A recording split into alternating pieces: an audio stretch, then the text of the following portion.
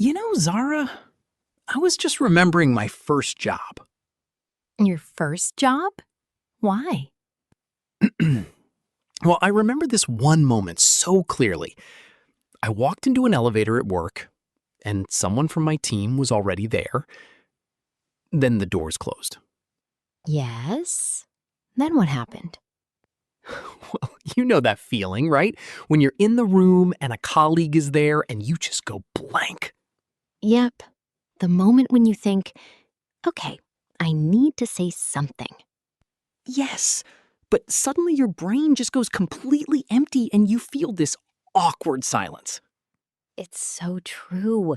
You know the person, you work with them, but when it's time to make small talk, then suddenly you forget how conversations work.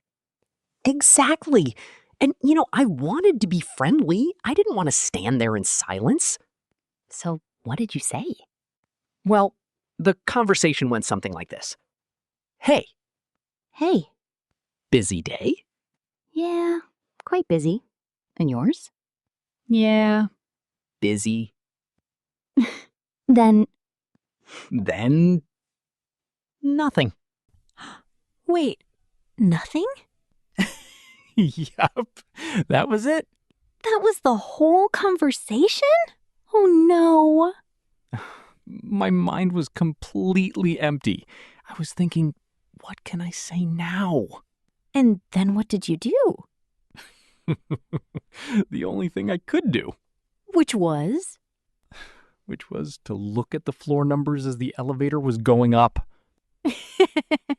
And waiting for the elevator doors to open? Exactly. That must have been the longest elevator ride of your life. Honestly, it was. But you know what? I think a lot of people have experienced this. Definitely.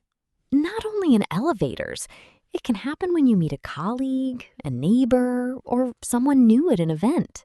You want to have a conversation, but the words seem to disappear, and you don't know how to continue.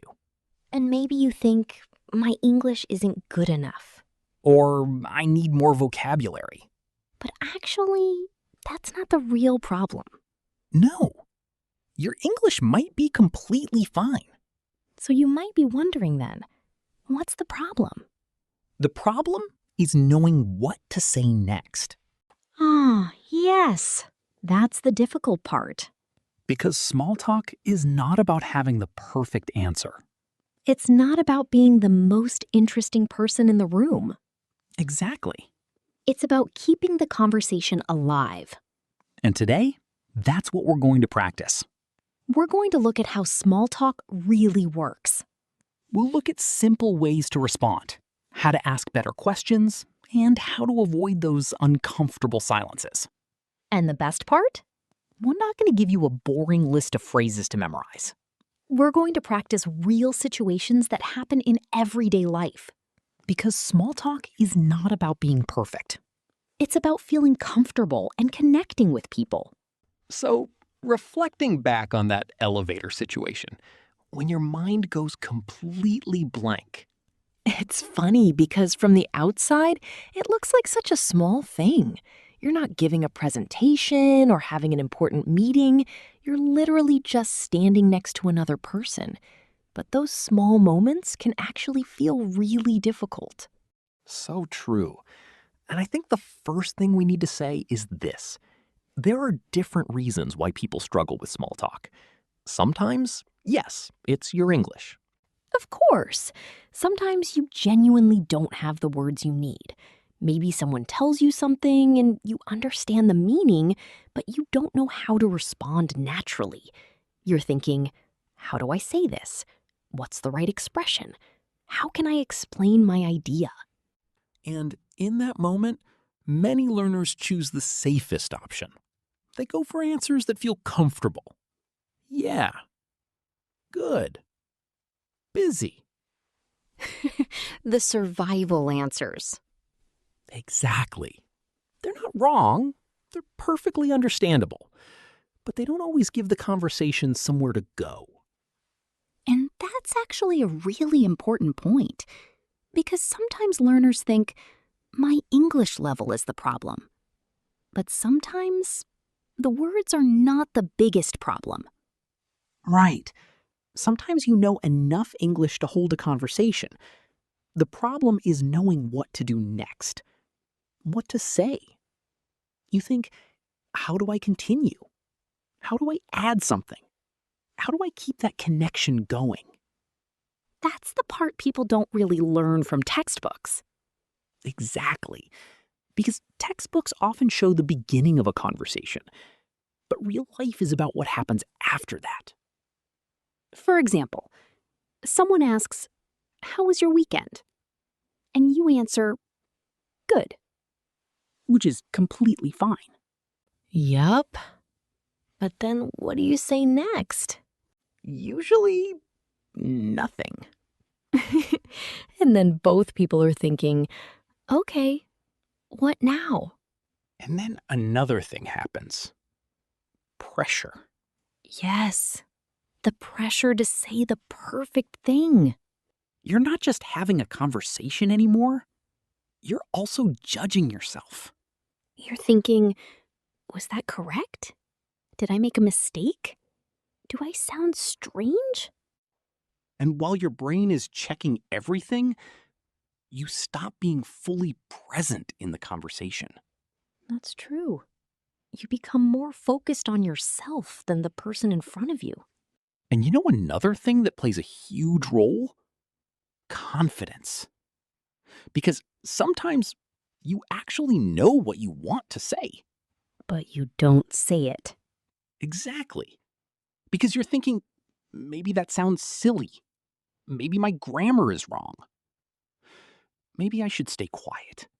And that's when people start believing, my English isn't good enough. And sometimes, yes, improving your English will help. But it's not always the whole story. Because small talk is not an English test. Exactly. When someone asks, "How was your weekend?" they are not checking your grammar. They are not waiting for a perfect answer. They are simply opening the conversation. Small talk is not about impressing people. It's not about saying something amazing. It's about creating a connection. So yes, English can be part of the challenge. This is something we can't ignore. Yes. And confidence, or the lack of it, can be part of the problem too.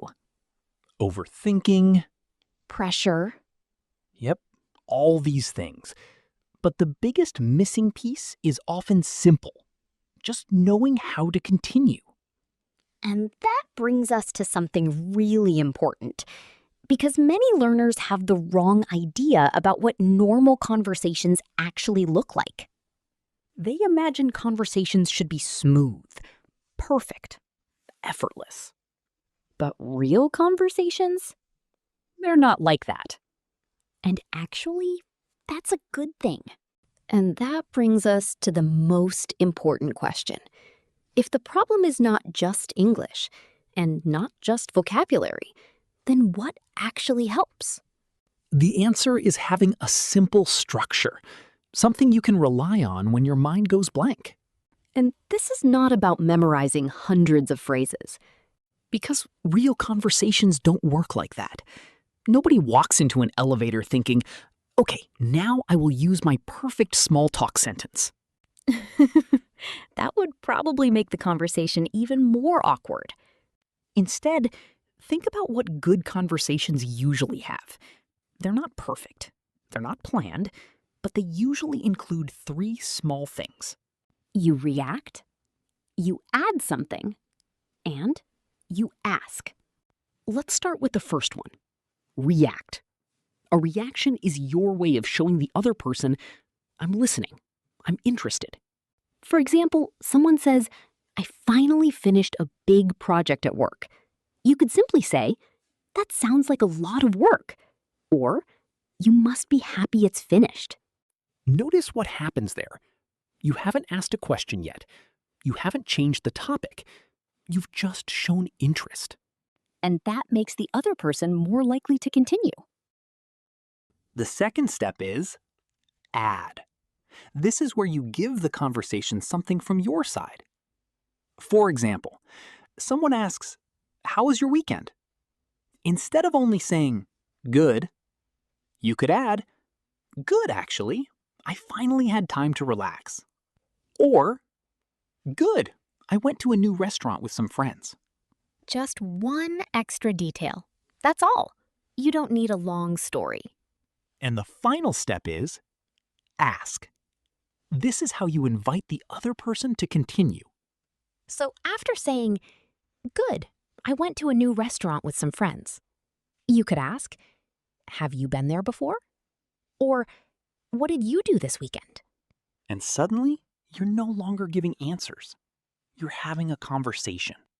React, add, ask.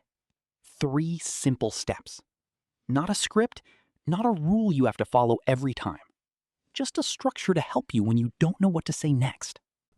So, now that you understand the idea, let's put it into practice. Before we give it a go, there's something important to remember. Conversations aren't a checklist.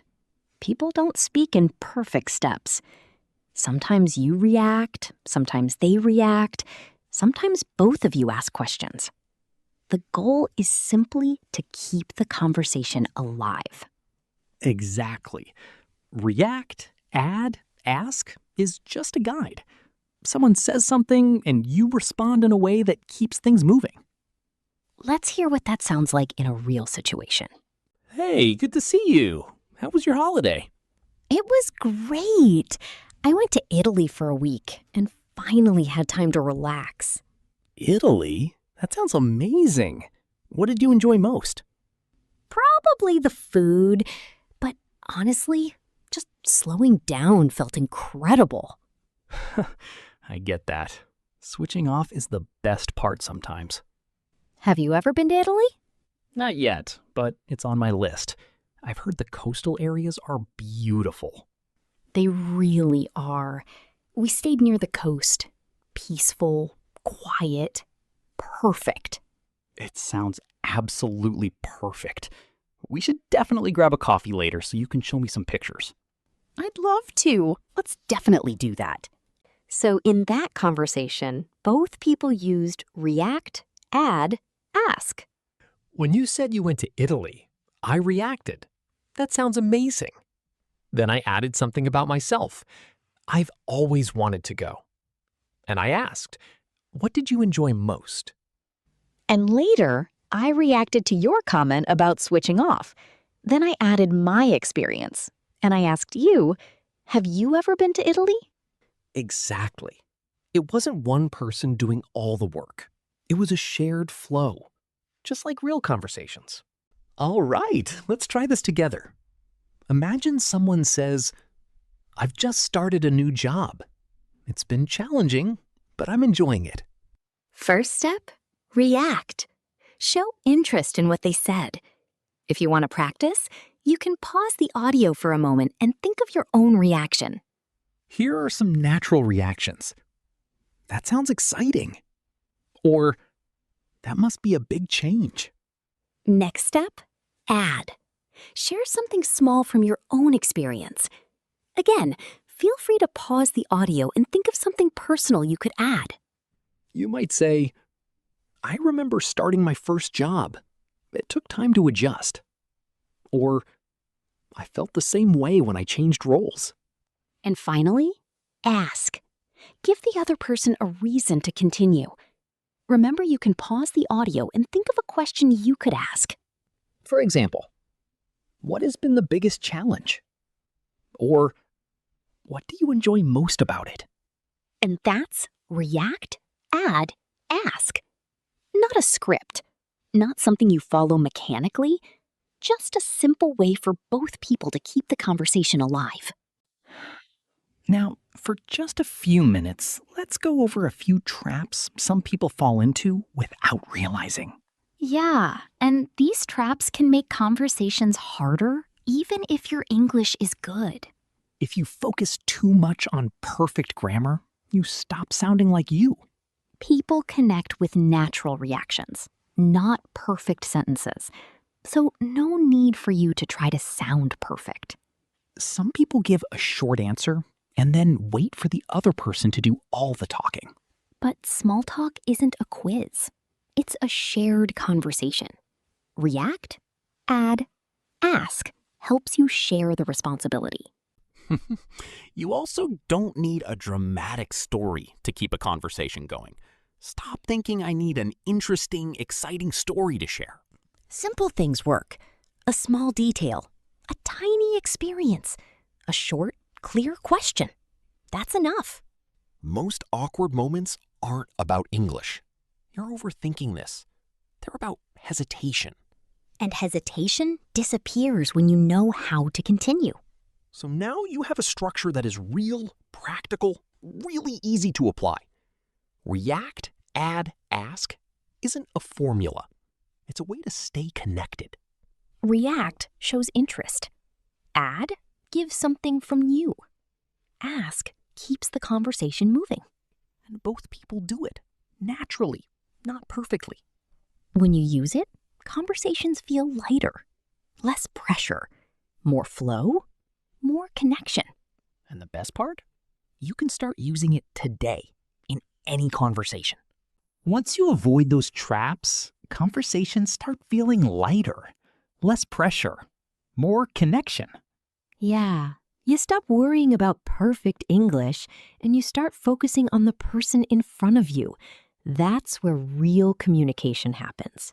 And react, add, ask becomes something you do without thinking. It just fits into your conversations. Exactly. Now, if this video helped you today, then we're really happy you spent this time with us. If you want more practical English tips that actually help you speak, not just study, please subscribe so you don't miss what's coming next. We'll be dropping another episode on everyday English to take your conversational skills to the next level. And this is huge. We are also launching a brand new series for B1 and B2 learners, our 3-in-1 language gym. You definitely don't want to miss that. Definitely not. And don't forget to tell us in the comments how React Add Ask works for you. We love hearing your experiences. Or if you have a different way to deal with small talk, share it. Thank you so much for spending your time with us. We appreciate you being here. If you haven't done so, please like, comment, share, and subscribe. Now, I'm actually off to go grab that coffee and ready to show you my Italy pictures. Nice. Well, see you all in the next episode, everyone. Bye now.